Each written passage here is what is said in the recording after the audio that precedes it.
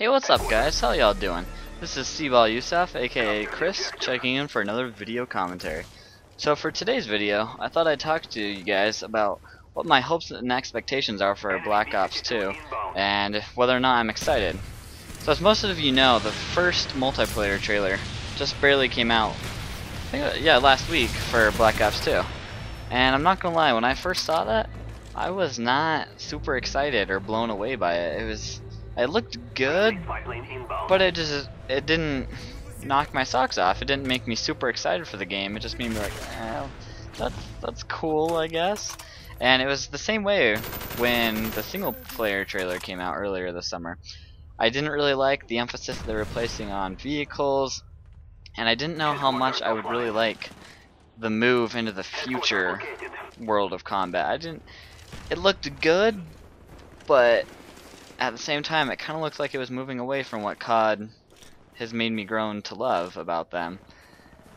But as I've watched the multiplayer trailer multiple times, and I've seen breakdowns of the trailer from other people who pointed out little details here and there that I didn't notice, and I've just heard other details come out about the multiplayer of Black Ops 2 that I didn't know before, I started to grow more and more excited, to the point where I'm more excited than I've ever been for any other COD.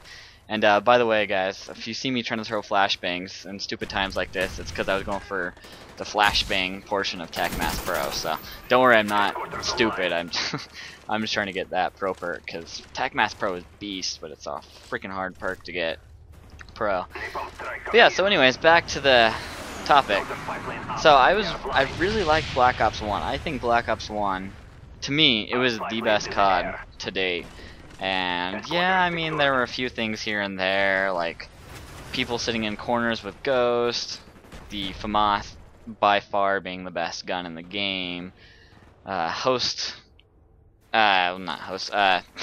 connection issues. There were just some things about it that I really did not like, but as a whole, I really liked it. It incorporated a lot of new things to the COD series that we haven't seen before, which I think is a really good thing. Some people are scared of change. I'm not. I think that they need to keep their roots the same, and they can't move too far away from what everyone's grown to love about COD. But at the same time, they need to keep innovating to keep it fresh and keep new people coming into the series, while also keeping the old-time fans happy and satisfied with what they're doing in the series. And I don't think that they're going to be able to do that if they just keep producing the same game year after year and only changing the guns and the maps. They're not going to be able to succeed like that. So I'm really glad that Treyarch adds in a lot of new innovative features into the series, like theater mode and wager match and COD points. And even though some of the things that they've added in didn't really hit it off that well, I really like that they're trying new things and trying to bring the series where it's never been before. With that being said, one of the things that I really liked about Black Ops 2, and I really hope that they bring back to Black Ops 2, is the short prestiges. I've never really been too big of a fan of the longer prestiges that the Infinity Ward games have. Like Modern Warfare 2, I think had 70 levels in a prestige, and Modern Warfare 3 had 80. And I mean, I really liked both those games, don't get me wrong. They both definitely have a lot of problems that piss me off a lot, but overall I think they're pretty good games. However, I will say I like the Black Ops 1, excuse me, short prestige system a lot better. It gave people a lot more of an incentive to prestige multiple times, which I really like, because it's a way to just keep the game fresh and add some replayability to the game that I think Modern Warfare 2 and 3 were lacking a little bit. And like for Modern Warfare 2 and 3, I only made it to the 2nd prestige in both those games, whereas Black Ops, I just barely made it all the way to 14th prestige. And I know I wouldn't have done that if the prestige systems were the same as they are in Infinity Ward. And another thing that also I really liked about the prestige system in Black Ops 1 that made it a lot easier to prestige and make that decision to prestige is the ability to buy all the perks and equipment and all that stuff that you want right off the bat. I mean, granted, you had to rank up to get some of your guns, and if you didn't have enough COD points, at times it was annoying, but At the same time, it really made it a lot easier, at least for me, to prestige, knowing that, oh, I can buy Flak Jacket at level 4 when I have the ability to create a class. Whereas Modern Warfare 3 and 2, if some of my favorite perks, I couldn't buy it. I couldn't use them until I was already to like level 40 or 50 in some of the games, and that just wasn't as fun for me. I like being able to use the stuff that I want to use soon. And I will say one thing though that did irritate me about Black Ops 1, my favorite gun is the Commando. So not being able to get that till level 44 always kind of irritated me, but that was just happenstance that my favorite gun was at the end. And I guess it kind of happens in Modern Warfare 3 too, because two of my favorite guns in that game are obviously the MP7, because the thing's a beast, but I also really like the FAD, and I think you only get that at like 78 or something like that. I didn't really like that, but again, I like the Black Ops prestige system a lot better. Fail of a nade right there. But yeah, so I hope that they keep that short prestige system in place, because I really like that. However, one thing that I think they definitely could incorporate that Modern Warfare 3 and 2 did that I like a lot is the weapon rank up system. Because I know a lot of people are like, oh, I like being able to just buy whatever attachments I want right off the bat. And you know what, it is nice, but at the same time I think it adds a lot more replayability and it adds a lot more pride, at least for me, when you get to use a weapon that, I mean, it might have took you a while to rank up, but that you put in the effort to get that baby ranked up. I really like that.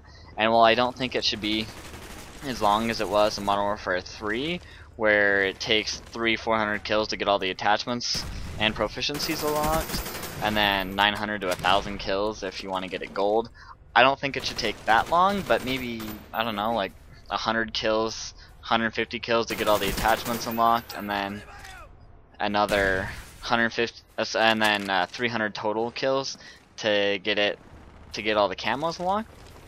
Does that sound good to you? I think that would sound pretty fun, because then it would add a little bit of replayability.